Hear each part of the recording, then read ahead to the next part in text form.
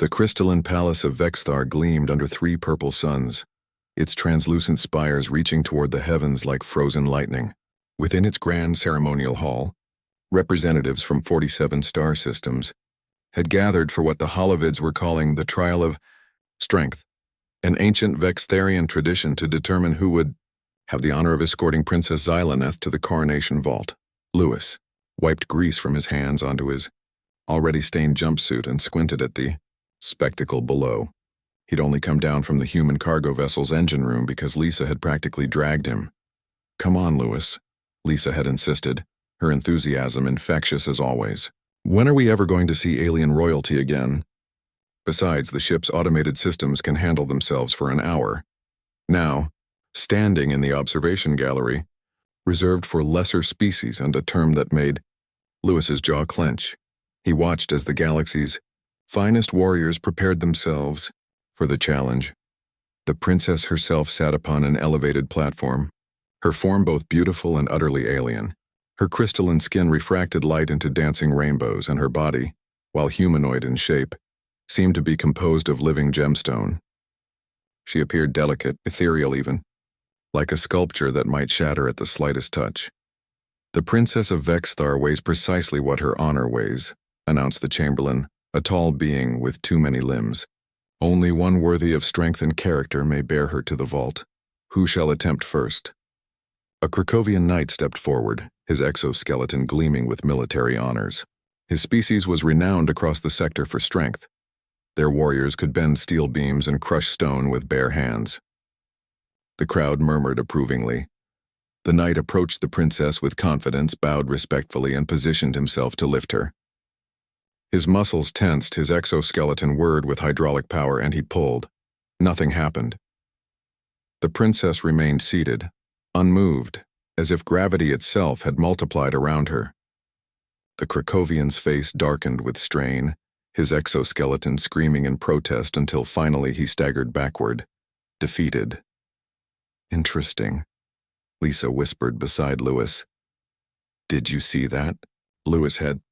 He'd also noticed the faint shimmer around the princess, something his engineer's eye recognized as a gravitational field distortion. One by one, champions came forward. A Xanthari warmaster whose species had conquered 12 systems. A biomechanical Sith warrior with augmented strength that could lift small spacecraft. A Thalaxian prince whose people had evolved in 3G gravity. Each approached with confidence. Each failed spectacularly. The crowd's mood shifted from excitement to unease. According to tradition, if no one could lift the princess by sundown, the ceremony would fail, bringing dishonor to the entire Vextharian people.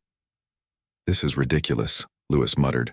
"It's obviously a gravitational manipulation field, probably tied to some kind of psychic or biometric scanner. Brute force won't work. You'd need to either override the field or meet whatever criteria it's programmed to accept. Why don't you try?" Lisa said suddenly, her eyes bright with mischief. Lewis stared at her. "Me, Lisa? I'm a mechanic, not some warrior prince. Look at me." He gestured at his grease-stained jumpsuit, his calloused hands, his decidedly average human physique. "Exactly," Lisa grinned. "You're human.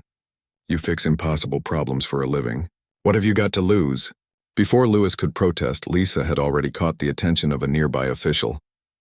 Within minutes, and despite his vigorous objections, Lewis found himself being escorted to the ceremonial floor. The crowd's murmur took on a different tone. Confusion, some laughter. Humans were known in this sector primarily as traders, diplomats, and engineers. They certainly weren't known for physical prowess. Their homeworld had only 1G gravity. They had no exoskeletons, no natural armor, no augmentations beyond what their primitive medicine could provide. "A human?" The Chamberlain's voice dripped with disdain. "This is most irregular." Lewis felt his face flush with embarrassment and anger. He'd been dismissed his entire life. His colony world had been considered backwater, his species seen as soft, weak, unremarkable. But he'd also spent 20 years solving problems that supposedly couldn't be solved. Keeping ships running that should have fallen apart. Finding solutions that the superior species with their advanced technology couldn't see. He approached the princess, who regarded him with eyes like violet stars. Up close, he could see the complexity of her crystalline structure. The way energy flowed through her like light through a prism. "Your Highness," he said simply, then bent to examine her more closely, ignoring the gasps from the crowd. There, he could see it now. The gravitational field wasn't just measuring strength, it was measuring something else entirely. Intent, maybe? Or compatibility. The field intensified against aggression, against pride, against the desire to conquer or prove dominance. Lewis smiled slightly. He understood broken things. He understood systems designed to protect themselves, may I? He asked the princess directly, not the chamberlain or the crowd. Something shifted in her crystalline features, surprise perhaps. She nodded. Lewis didn't try to lift her with force.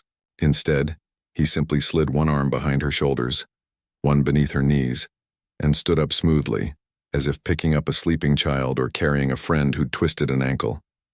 He thought about the human cargo ship with its constantly failing systems that he kept running through ingenuity and care. He thought about Lisa's trust in him. He thought about getting this princess safely where she needed to go, because that was the job. And Lewis always finished the job. The princess rose with him, light as air, the gravitational field dissolving like morning mist. The ceremonial hall erupted in chaos. Lewis carried Princess Xylaneth across the floor with one arm, his other hand free, relaxed at his side, while warriors who could bench press starfighters looked on in disbelief.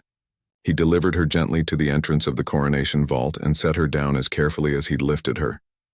"Thank you," the princess said, her voice like crystal chimes. "The field measures not strength of body but strength of character. It has waited 300 years for someone who would see me as a person, not a prize." Lewis shrugged, uncomfortable with the attention. Just seemed like the right way to treat someone. "Your Highness," as he walked back toward the observation gallery, where Lisa was jumping up and down with excitement. Lewis heard the whispers starting to spread through the crowd. The humans, the unassuming, physically unremarkable humans. Perhaps they should pay more attention to this species after all. Lewis just wanted to get back to his engines.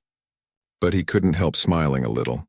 Humanity, after all, had always been best at solving problems everyone else thought were impossible. Word count. On 250 words. I hope you enjoy this HFY story. I went slightly over 1,000 words to properly complete the narrative.